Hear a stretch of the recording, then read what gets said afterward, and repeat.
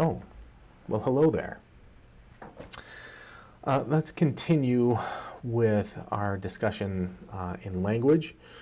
We're going to be talking about historical linguistics, how researchers, anthropologists use language to study where people have come from, where they're going, how they relate to other communities, other cultures, and do so and allow us to look back into history and see how people have moved from different places.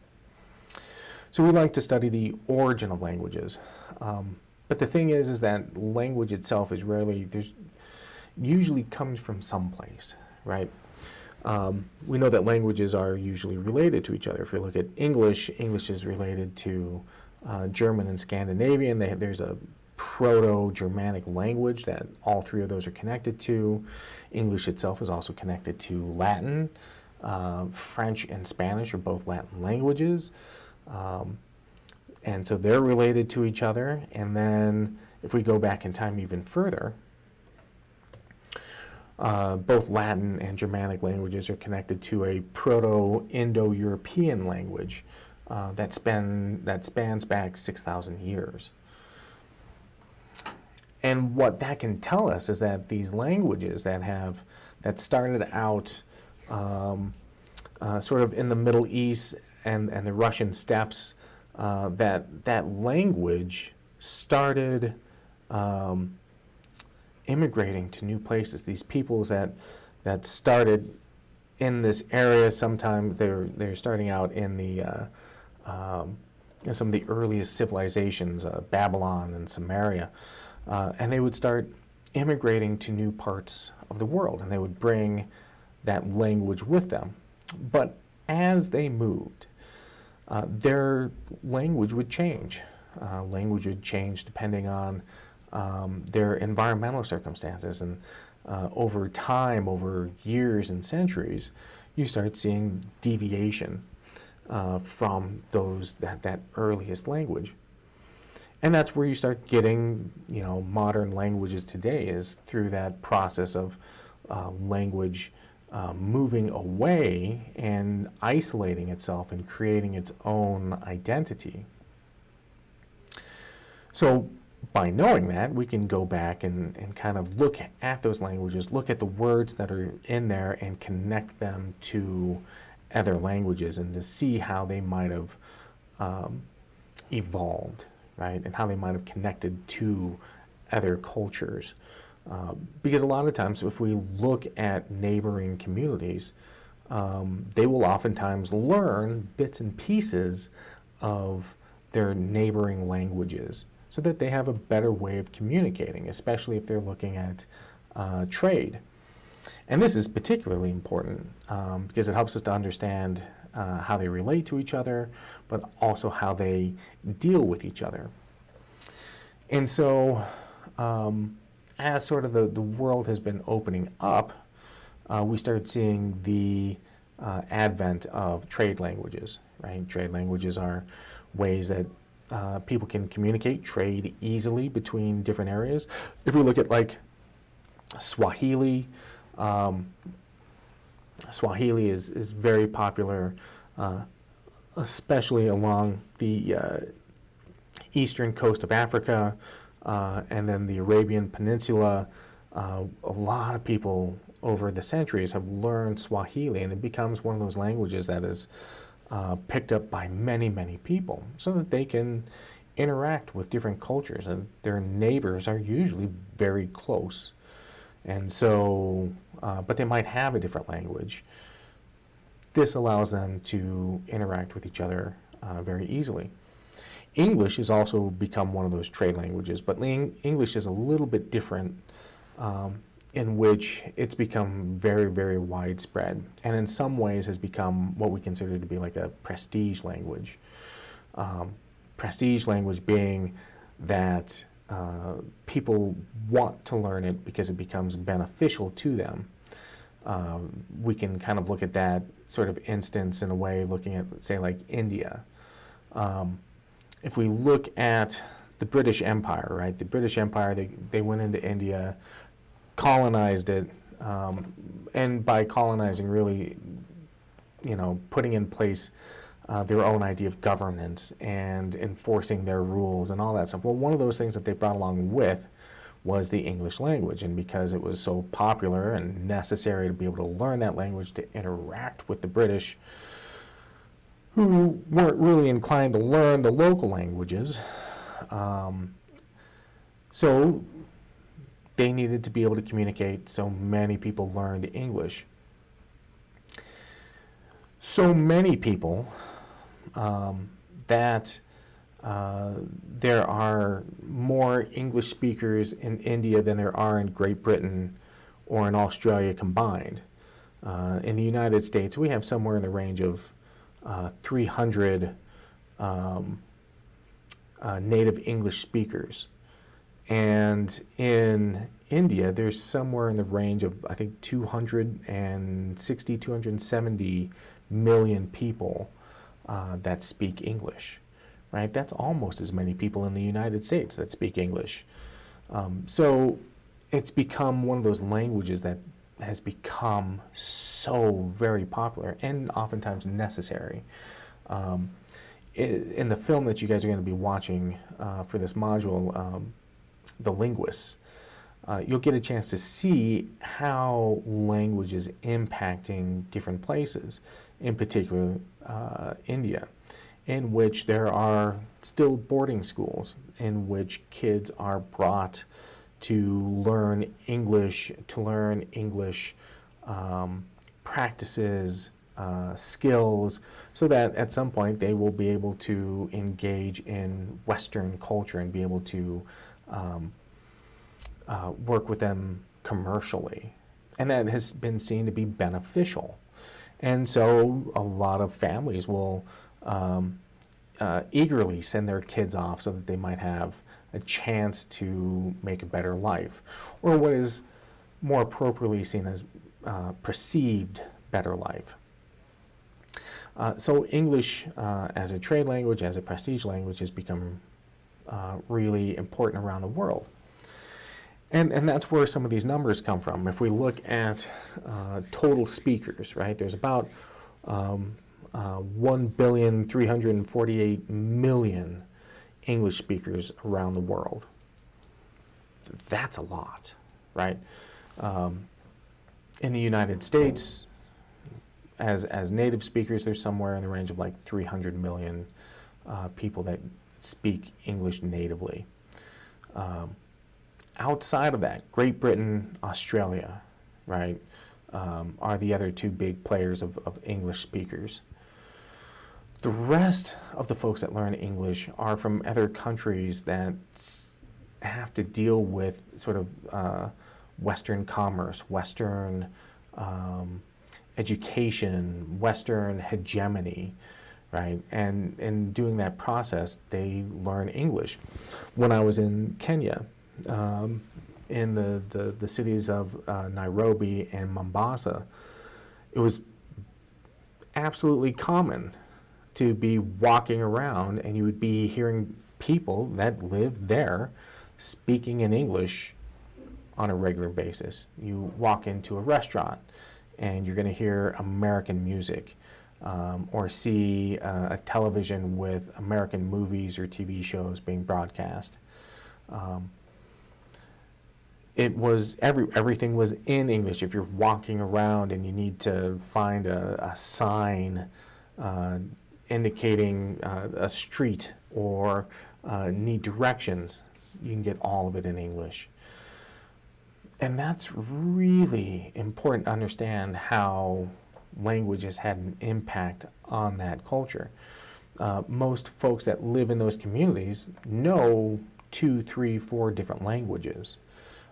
They might know, if they are coming from a village, they might know their native village language. They're going to know English. They're probably going to know Swahili.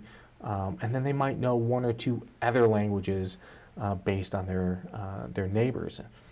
And so they might have 4 or 5 different languages that they are accustomed to. We in the United States, and especially in sort of like the central states, don't really have a lot of interaction with other cultures, and so the need to engage in learning multiple language is not oftentimes pressed upon us because we're not inundated with folks that are speaking different languages where we need to learn those other languages. If you're living in Mombasa, which is a trade city, you've got people from all around the world that are coming there and speaking different languages, and so knowing multiple languages becomes absolutely necessary. So, and we also talked about like hegemonic forces.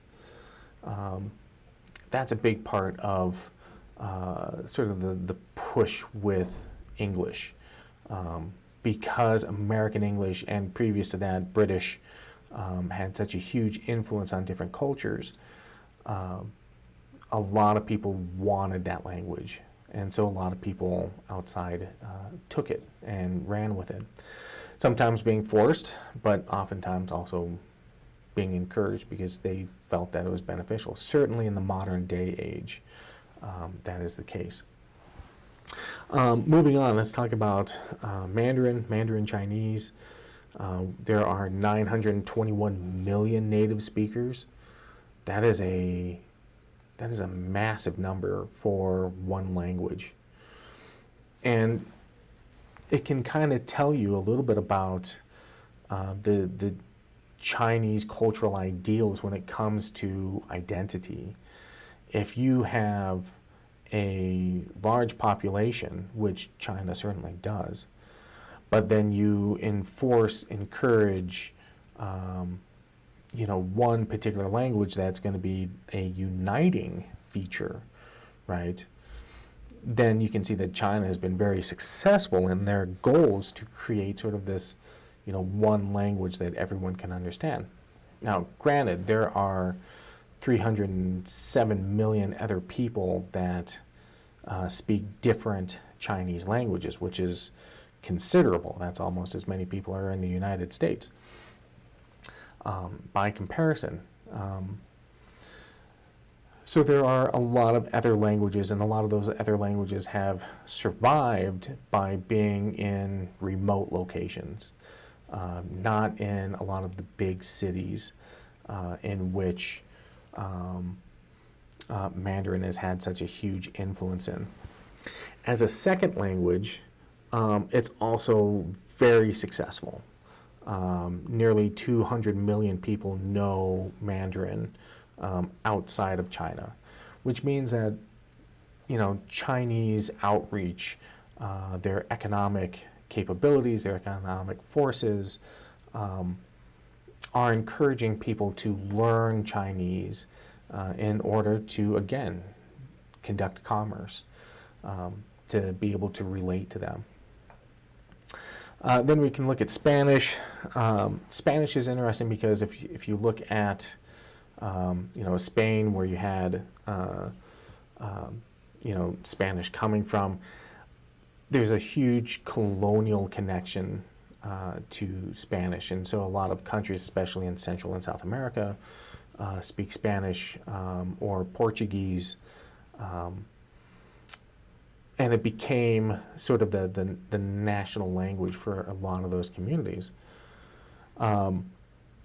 As a secondary language, there aren't that many people that are learning it as a secondary language. A lot of them are in the United States. Again, as a language option for Americans, it's one of the first languages that they'll choose. But it becomes more and more prevalent along border states in which you have a lot of Mexican American, Mexican influence, Central American immigration, in which Spanish becomes really important to understand. So people living in those areas, because they are having to work and live in those communities that are diverse, end up learning those languages at a much higher prevalence because it's necessary, right? And in order to survive and interact with everybody, you end up learning multiple languages. If you look at the border towns between the United States and Canada, right, it's all English. You don't have to worry about that, with the exception of Quebec, right? So, that being said, Spanish as a second language doesn't have as much clout as it used to. Really, it's dealing with the United States as being its major consumer as a second language. Then you've got Indian languages, Hindi, Urdu, both with large populations of native speakers and secondary speakers, because in India there are so many languages and so many people. It becomes important to be able to do that, right? You've got 600 million people that understand Hindi itself, and 230 people that know Urdu. Those are not small numbers, especially out of a country that has 1.2 billion people living there. But you don't have that same sort of language dominance that Mandarin has. Nor do you have sort of the same sort of influence that English has. So it's kind of right there in the middle of having a lot of people knowing those languages and a lot of people being able to comprehend those languages, again, for concepts of commerce, right? So you've got half of India being able to speak Hindi or Urdu, and then the other half of India is speaking some other language, and that's not that's not a number that we should ignore. There are a lot of languages there, and we'll get to more of that here in just a sec. And then you have like the Arabic language. 80 million native speakers, 270 million secondary speakers, again, because of the influence of the Middle East and its connection to global commerce. If we look at it in a really interesting way as a religious language, right? If you think about the Quran, one of the things that's fascinating about the Quran is that if you are reading the Quran, it has to be in Arabic. If you are not reading it in Arabic, you're not reading the Quran. You might be reading it in English, but that is an English translation. And they make the distinction that it is not the same, right? So if you want to learn the Quran, if you want to read from it, you have to learn Arabic, right, to be able to do that. Otherwise, you're not getting the same thing that everyone else is. And so as a written language, right, it becomes a really important language to understand. And then we'll touch on French. Again, French having a colonial past. Not a lot of people speak it as a first language, but there are a number of places around the world that have been impacted by the French and still speak French as one of their languages. So let's talk about a little bit of language diversity. We talked about the fact that there's somewhere in the range of 7,000 languages around the world today, which is not insignificant. There are a lot of languages. But those languages are divided up in different places in different densities. We look at Papua New Guinea, which has a very high density for multiple languages, right? There's 840 different languages spoken in Papua New Guinea, with a population of somewhere right in the range of about 9 million. And that's a pretty small population for that many languages, which means that there's a lot of smaller communities that are using their unique language that is distinct from others. And I think that's a really interesting thing to consider. And if you were a researcher and wanted to go into linguistics, going to Papua New Guinea would be a fantastic place to be able to do that kind of research, to see how languages interact with each other. And Papua New Guinea itself is a very small series of islands. So, very, very isolated up until pretty recently, which has allowed them to maintain a lot of those languages. Then we can go to Indonesia, 709 different spoken languages, 273 million people. Indonesia is also interesting, again, because there's also a lot of isolation involved. Indonesia being sort of a big part of an archipelago, lots and lots of islands, which also means lots and lots of spaces where languages can develop and not necessarily be changed dramatically. Nigeria's also got quite a few languages.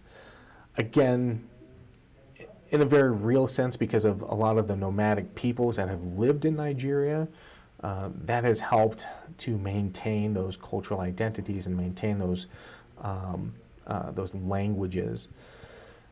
And so they're dealing sort of with the same thing. They're not sort of conglomerating around one particular location like a big city. So lifestyle is definitely impacting how languages are being maintained, how they're being either isolated through movement or through geography. We get to the United States, we have somewhere in the range of like 347 languages that are spoken here out of 330 million people. We actually have a lot of square mileage as far as like our actual space. And a lot of the languages that are here, 169, right around there, are native languages. The rest of those languages are imported from other cultures that have immigrated to the United States, from all over Africa, Europe, the Middle East, and the Eastern countries. So we have a lot of people that are bringing those languages over. Then you've got China, right? China has 301 different languages. Now remember, the population, somewhere 1.4 billion people. That's a lot of people. If we look at the other areas, that's not a lot of diversity when it comes to population size. And so we saw that in the previous slide, that Mandarin has become that dominant language and has been forcing other languages to either disappear or to be sort of forgotten as those communities are being drawn into Mandarin-speaking communities and sort of government enforced or encouraged practices. Then we've got Mexico, 290 different language, 129 million people. So, a fair amount of diversity. We know that there's a lot of native languages that still exist there. And a lot of those languages have survived because of isolation. So they're sort of feeling a lot of the same stuff that Americans in the United States are experiencing when it comes to language, especially with native populations or indigenous populations. And then we have Russia. Russia, 155 languages are spoken, 144 million people. Certainly in Russia there's been a number of efforts to sort of encourage one language. And this has certainly been the case not only in Russia and in China, but in the United States as well, and a number of other countries in which language is seen as sort of the foundation of culture. And if you eliminate that language, then that culture also disappears. And in its place is a culture that is perceived by the majority to be beneficial. So, we've seen practices in the past where creating language means of changing cultures and their language can have a huge impact on those cultures. Okay, so kind of continuing with this, we talked about English as being a trade language and a prestige language, why it's important to understand that. That's why we also look at other countries. If you look at Mandarin, within China, Mandarin is also perceived as that prestige language in which all of the governance is worked, right? Government offices, the military, all of these sort of institutions and including education are using Mandarin and becomes that prestige language. But again, the issue is that a lot of the smaller languages are being threatened, and in some cases are on the verge of collapse or have collapsed and disappeared. And this creates sort of like a big issue, because as anthropologists, what we know is that having multiple languages allows multiple perceptions about the world. And having traditional language, even in fields like medicine, right? If we go to Peru and we look at traditional medicine practitioners, and we say, "Hey, show us what kind of plants you're using to cure this or to deal with that," and all of a sudden we learn something from it, right? If that language from that local community wasn't there, then the knowledge that's connected with it also disappears. And so we might not have that knowledge of those medicinal practices that could benefit lots of other people because it's connected to the environment, right? We're also seeing this not only from sort of the push of language onto other cultures, but also through the migration or immigration of smaller communities to larger communities. This is when, say, you live in a rural community and you move to a big city, right?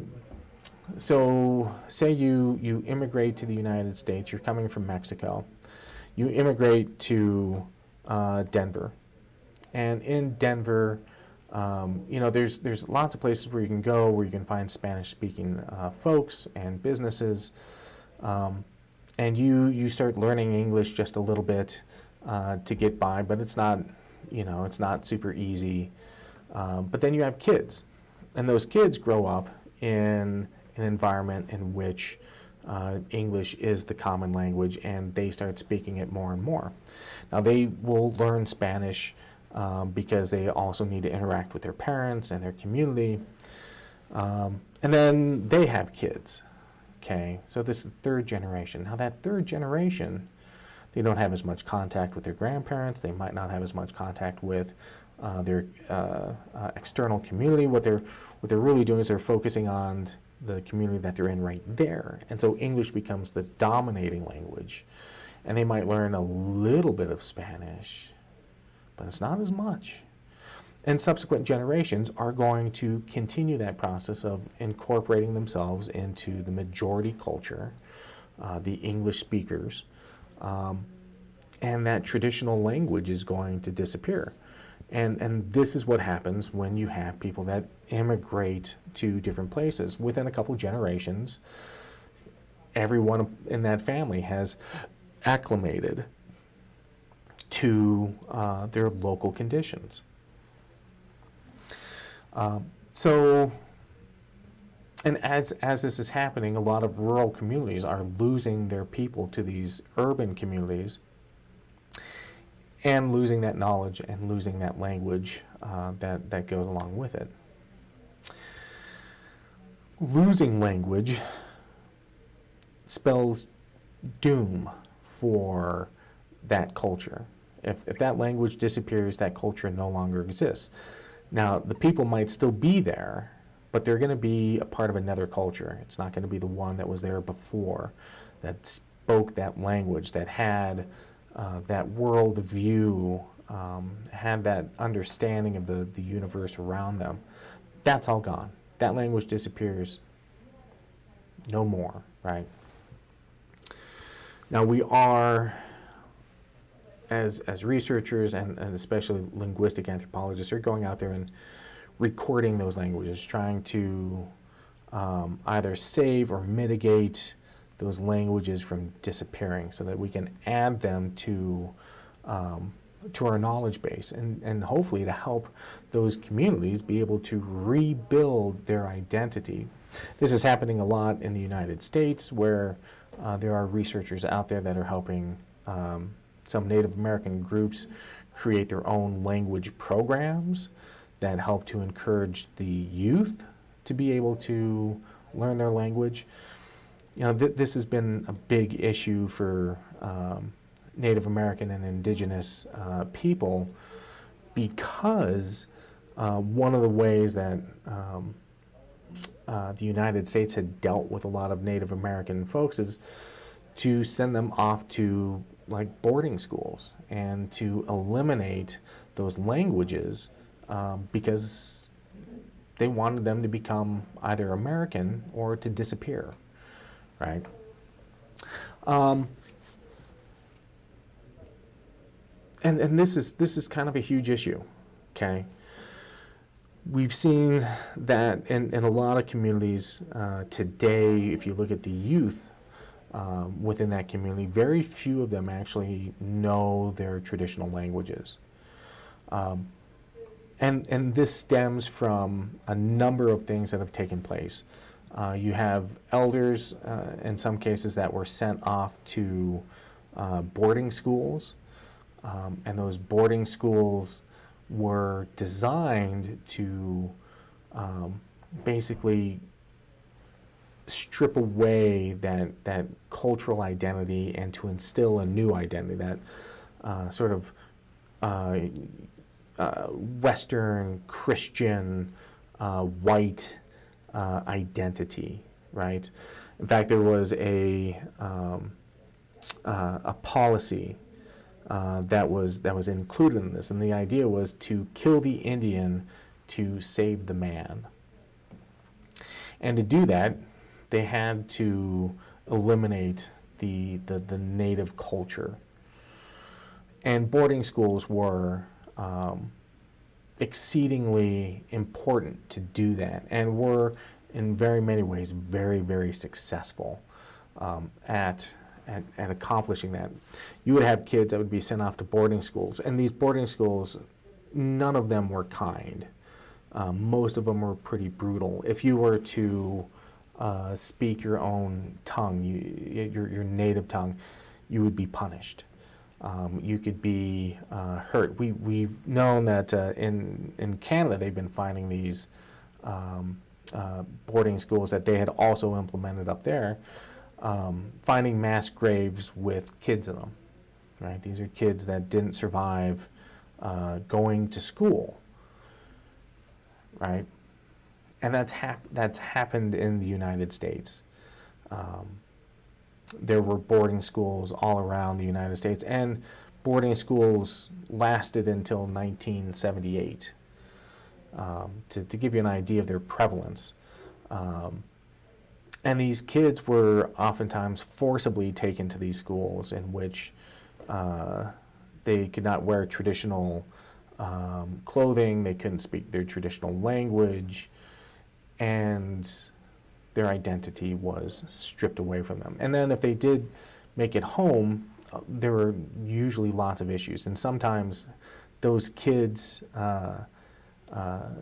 didn't know who they were. They were given anglicized names, so they might not remember what their given name was. And so they might not know who their parents were. A lot of these boarding schools also engaged in things like they would adopt out a bunch of these kids. I've known people that had engaged in discussion on whether or not they should adopt a native child because they could, because that was something that was done to help those kids was to adopt them and to anglicize them, to westernize them. And it was a very effective tactic, and decimated native cultures around the country. And fortunately, a lot of those have changed over time, especially in recent decades. In 1978, they had the Indian Child Welfare Act, which meant that they could no longer take children away from their families and put them into BIA boarding schools. To give you context, that was 2 years before I was born, right? So my parents grew up in that age where that was still common practice. There are lots of people alive today that went to these boarding schools, that experienced those boarding schools. It's not just a part of history, right? When we think about this kind of stuff, especially, you know, when we look at your guys' generation, right? Usually a younger generation, we think about this stuff in historical context, but this is contemporary. These are contemporary issues that we're still dealing with, that this is your parents and grandparents' generations that might have experienced this.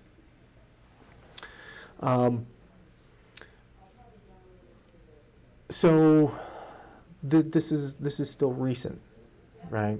That trauma is still being experienced. The children of those folks are still experiencing their parents' trauma. And part of that is the language, right? Language was stripped. So when they got home, they didn't have that language to speak to their kids. So their kids didn't learn it. They weren't taught the traditional ways as they would have had they been able to stay at home, which meant that when they came home, they didn't have that knowledge, and when they passed it on to their kids, those kids didn't get that same knowledge. So all kinds of information was lost because of these practices. And this isn't just unique to the United States, but again, this has been done throughout the world. When you're looking at cultures that are trying to challenge or to, in some cases, eradicate those other cultures and other languages. And it's just, the problem is it's unbelievable that that kind of stuff was policy. But it was. And it's a part of our legacy to think about and to act upon, to figure out some way of coming to grips with those issues and what can we do about them. So think about that. Think about legacy of what happens and learn your history, right? Pay attention to those things. And your guys' generation is usually really open to those things. Okay, so in conclusion to what we've been talking about as far as language is concerned, language is powerful. It's what defines us. It defines how we look at the world, how we imagine ourselves as being a part of it. It's a means of tracing where we came from, our origins, and our culture, and we can look to our past and see how our culture has gotten to where it is today, oftentimes through that language. Language itself isn't just spoken or written, but it's all these different things. It's symbology. How do we convey information? And what are the ways that we do it effectively or ineffectively? We talked a little bit about code swapping, code switching, in which we change how we speak depending on those given circumstances.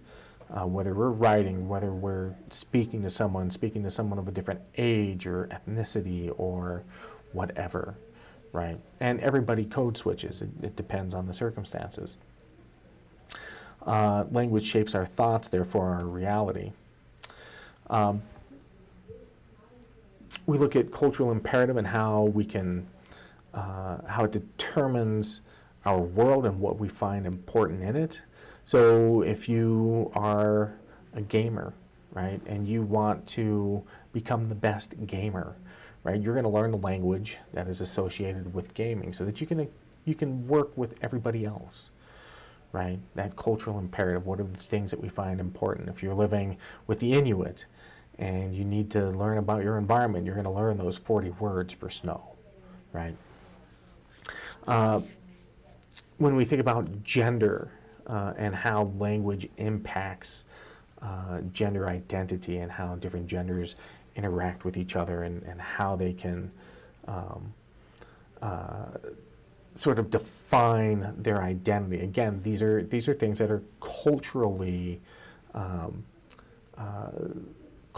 done, not biologically, but culturally.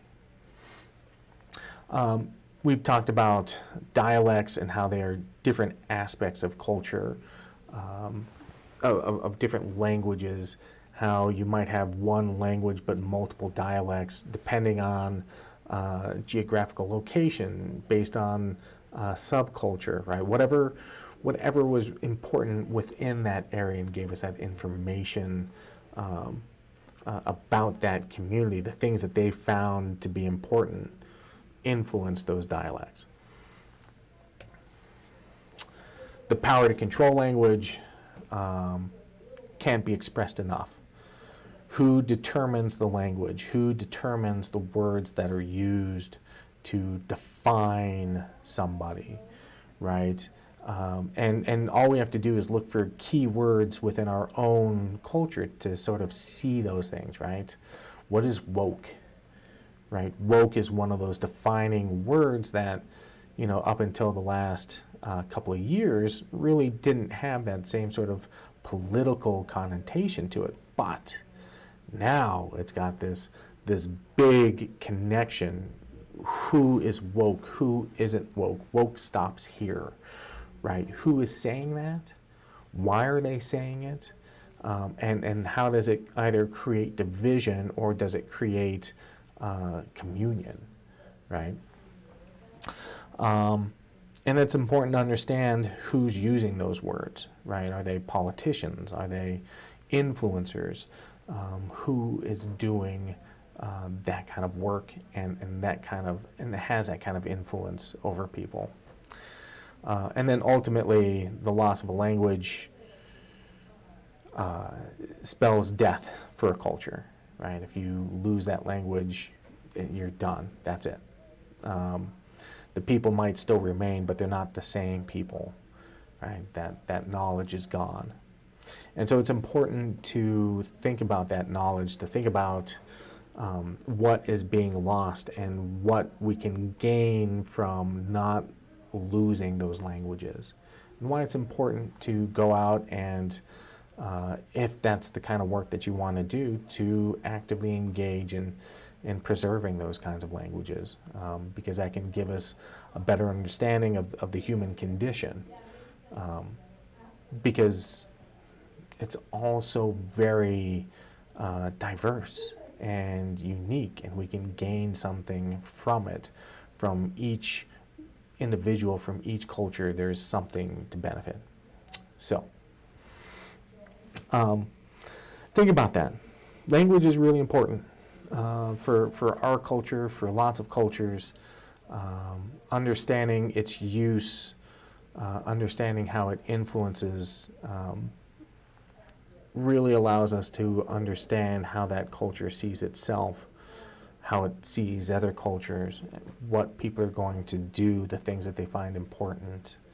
All of those things are based in how we can describe them, right? By creating and using the words to describe an activity or a belief, right? All of that's connected. So, yeah, that's it for this lecture. Make sure to watch the film that's going to be posted, The Linguists. There'll also be an exam for this as well. And yeah, that's it. Okay, we'll see you in the next one.